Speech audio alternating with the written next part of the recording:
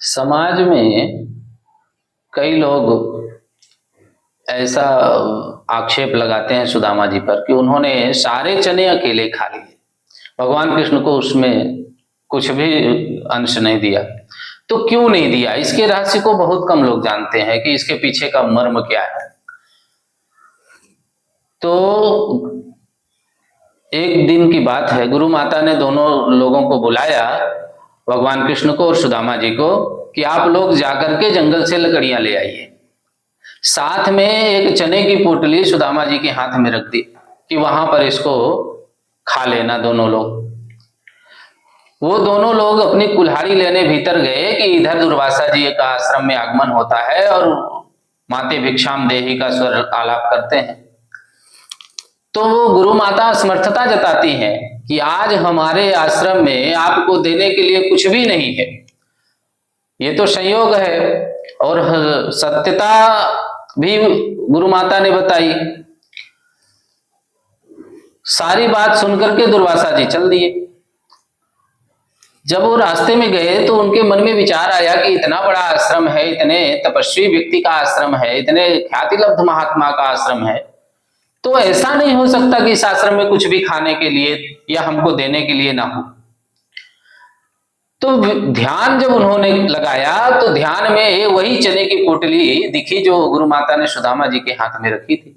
वहीं से वो वापस हो चले उस आश्रम के लिए। फिर से दुर्वासा जी के बारे में आप सबको एक बात जाननी चाहिए, ये त्रिकालज्ञ हैं, भूत भविष्य वर्तमान तीनों कालों का इनको ज्ञान रहता है, सब कुछ जान लेते हैं।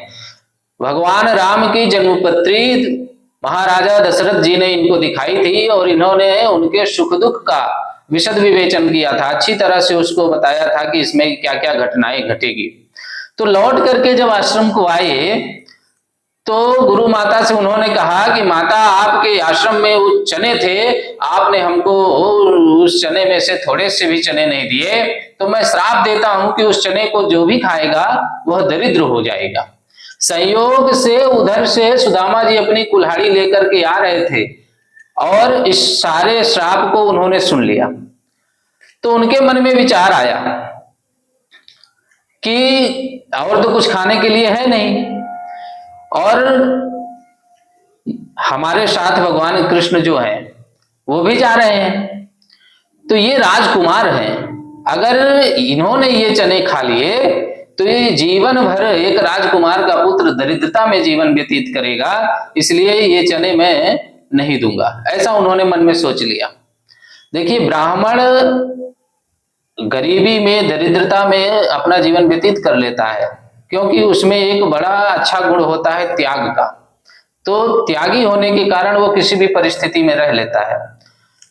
जब वो जंगल में वो पहुंचे और हमने देखा कि पेड़ पर वर्षा के समय चढ़े थे और भगवान कृष्ण बार बार उनसे चने मांगते हैं कि मुझे भी दे दो। इसी कारण से उस श्राप को स्मरण में उनके था, इसी कारण से उन्होंने उस चने को भगवान कृष्ण को दिया नहीं। तो ये जो है उसके पीछे की घटना थी श्रीमद्।